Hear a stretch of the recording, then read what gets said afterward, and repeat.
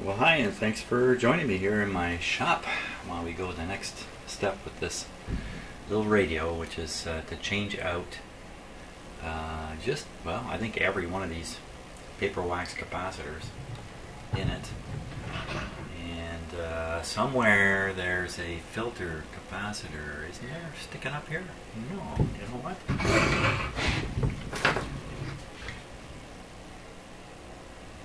There is no filter capacitor can up in here. So the whole filter has to be made of the capacitors underneath here. There's an electrolytic one here and one here.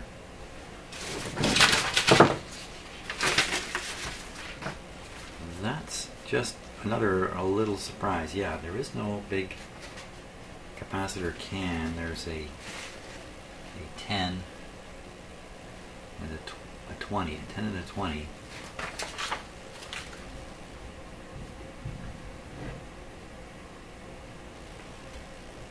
Sometimes you can rotate the paper sleeve on these and get a look at the writing on them, but if it's not these two, I really don't know what it could be. That must be the two electrolytic ones here. And the rest of them are all various. So I'm looking at this and wondering to myself, where should I start? What should I do first? And one thing I don't want to do is remove a whole bunch of these capacitors. That'll lead to me making mistakes. Pretty sure of that. Now, are there any buried way under? It's pretty shallow. Let's see. Checks, S. I don't see anything buried down under here. There's a mica one there, which is probably just fine. Oh, there's one kind of buried down under there.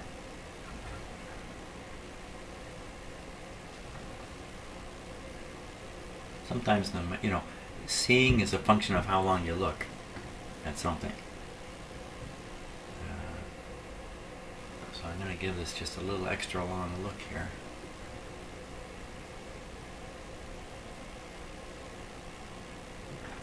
Yeah.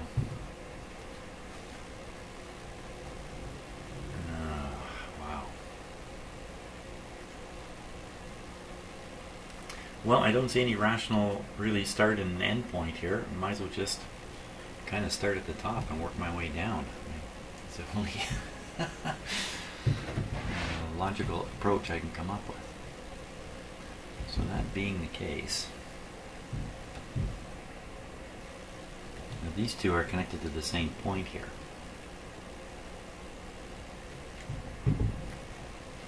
Here we go. My first electronic work in my new shop. Here we go.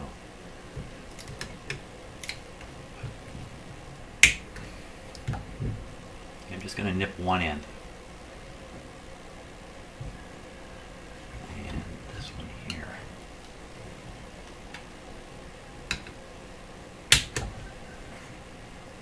Same thing. Nip one end. So this is a 24. This is a 24 millifarad capacitor there. How's that work? That's maybe in place of the 20. May well have been changed out. Now, the other place for a big capacitor, sometimes up in this area. It's a bypass capacitor on the bias, on the cathode resistor, but there is none here. None here, none here, none here. No bypass capacitors. Well, that's a big one anyway for a bypass capacitor. So that's probably the 20. The 20 is actually a 24.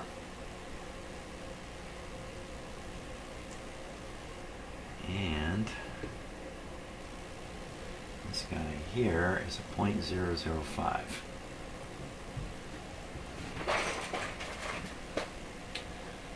Okay, well, last night I spent a lot of time in here just rearranging my equipment. Around and around and around I went. I pretty much got back to where I was before. Scope missing in the corner there. Computer screen, that was the big challenge. Where is that computer screen going? It went everywhere in this shop, and that's where it's ended up. And down here are all of my parts containers. Again, everything is just set up temporarily in here. I'm not, except for the actual work surface. Everything is just bricks and boards and stuff stuck on top of stuff while I sort things out. So I'm going to fish out some capacitors here. And we'll, what did I say? That was 0.005 and a 2024 or something like that. Okay, so I've got a 0.005 and I've got a 22 here. 22, 250 volts. A bit of a generous voltage, but well, this is rated at 150. That should be just fine. Okay.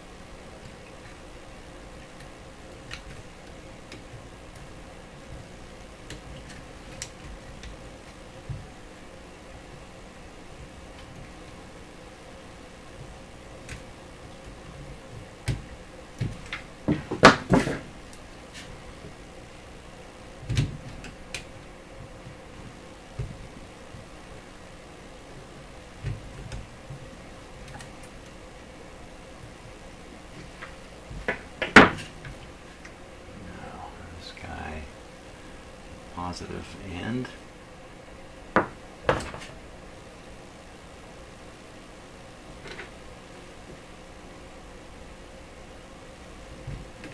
Not a lot of excess length there.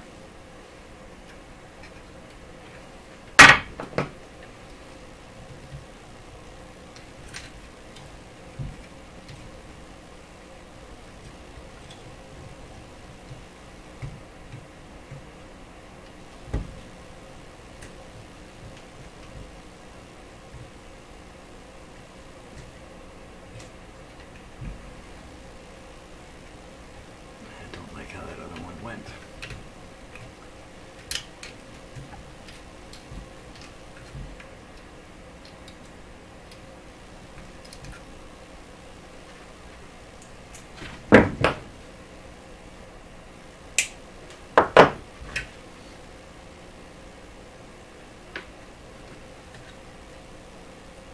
When you wrap the lead around a huge soldered up connection like that, then you apply your heat, melt the solder. Sometimes you find out that what you've wrapped the wire around just kind of disappears. I'm a little better off this one here. Okay, there we go. First thing soldered in my new shop. Well, that's not quite true. I was in here making little repairs for household issues earlier, weeks earlier. This is my first radio work. And look, I'm still using this temporary El Cheapo soldering iron, which I've found really pleasurable to use. But it's not up to the heavy-duty work that I'm putting it to. I bought this thinking I would keep it for maybe a month while I sourced a better iron. And Yeah, it's like a lot of temporary things. It's almost permanent.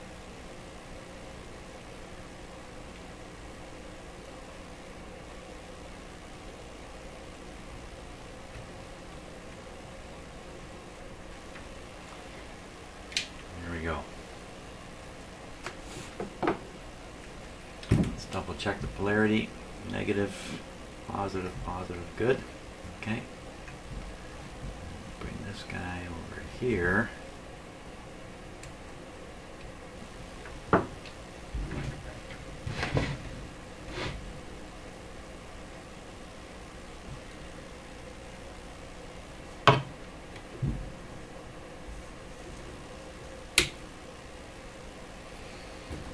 We'll probably be testing all those capacitors eventually.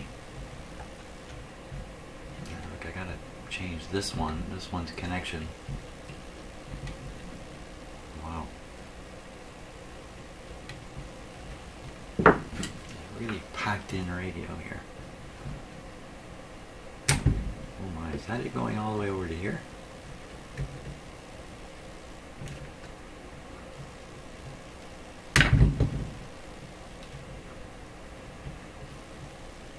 It is.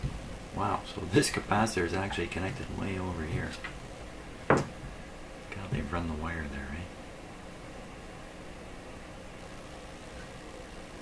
I don't want to bend too many parts or replace too many things in different places from where they were originally. And you run the risk of introducing some kind of oscillation or feedback problem or something, a hum.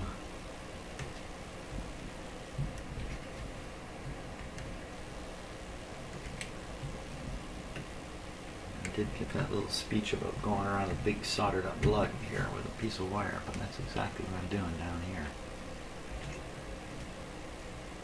here. Ah, popped it off.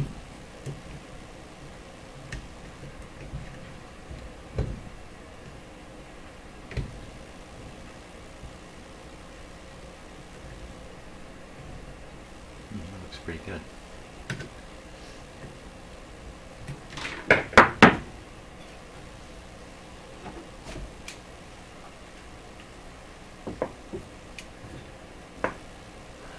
So let's see, yesterday was a good day. I ended the day with getting my snowblower running. I have a great big snowblower that came with this house I've purchased. That's a sign of things to come. Never used a snowblower in my life. Now I got a great big honking thing. But the good news is I got the engine running on it yesterday. I'm also doing some car repairs on my old Envoy. I have a 2002 Envoy and it needs stabilizer bar links put in. That's basically loosen 4 bolts. How tough can that be? First bolt took me 3 hours. See what's happened? I've melted this and now the old wire is flopping around there. See if I can get it out of there. I may not be able to. There it goes. I got solder dripping everywhere. That's exactly what I was saying. When you I should probably spend more time desoldering these terminals before I try to apply a new connection.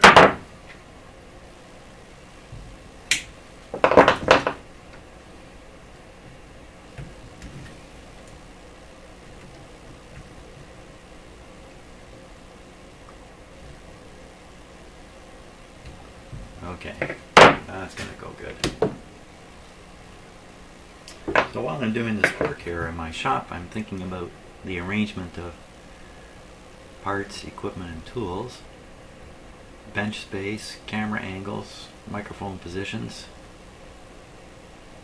and all this stuff. Equipment wiring, like the test lead wiring. It just slid right off. Slid right off. Of course, all that stuff is way too much to think about. At least all at once. So I know I'm facing a iterative process here in getting my shop organized. And good evidence of that was last night. Last night I must have rearranged this shop. And it's a lot of heavy equipment and it's awkward to do. I must have rearranged it 5 times. And some of it was a lot of effort. Moving stuff around, moving the wires, all that kind of stuff. But I don't know how else to do this except to go at it and leave lots of need this wire here. Leave lots of room for changing your mind on how things are organized and arranged. There we go. Bring this down. Is it going to make it?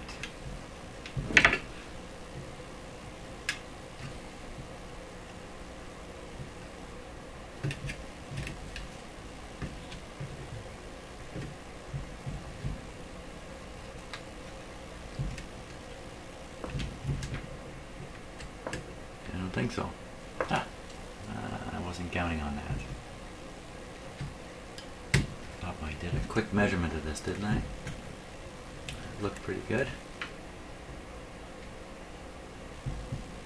Ugh. That wire's not coming up.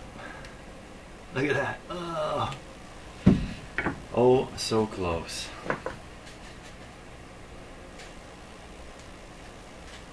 Make a little extender here.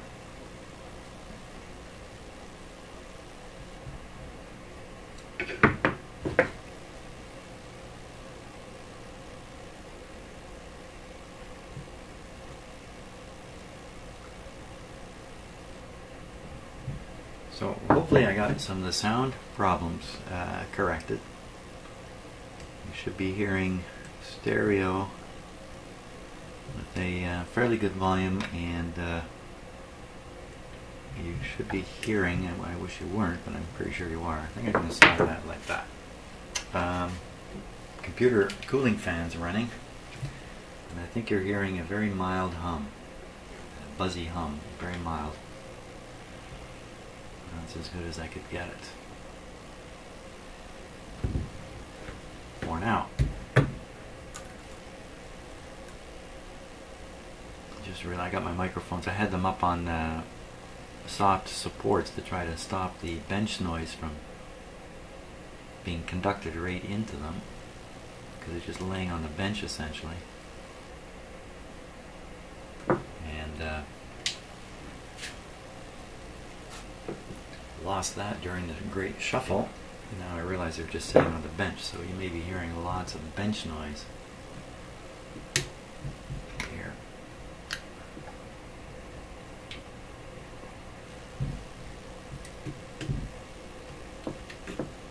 Where'd that little wire go?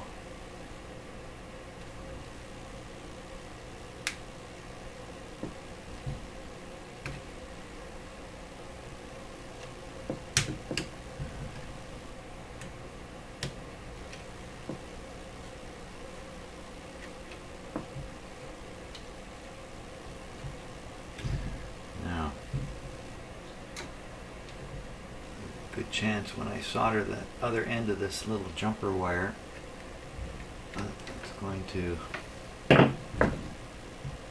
desolder the first connection here, or melt it. So I'm going to try to limit that possibility with the heat sink here. Unfortunately, I only have 2 hands, so yeah, that's right, just two.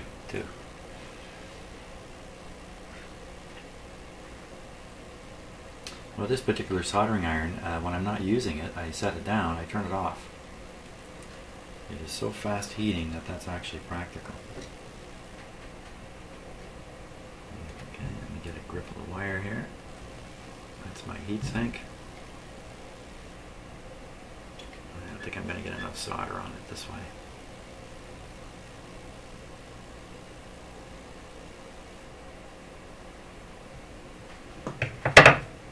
Okay, let's try some fast soldering.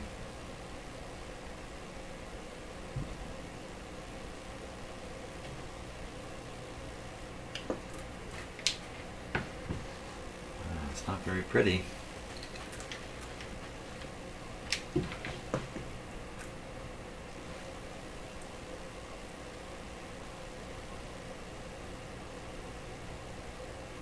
That's a little better. Not the best connections.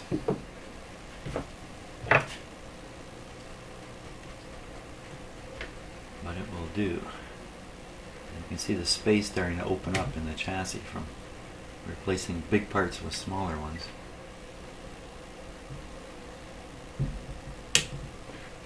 Swing. There we go.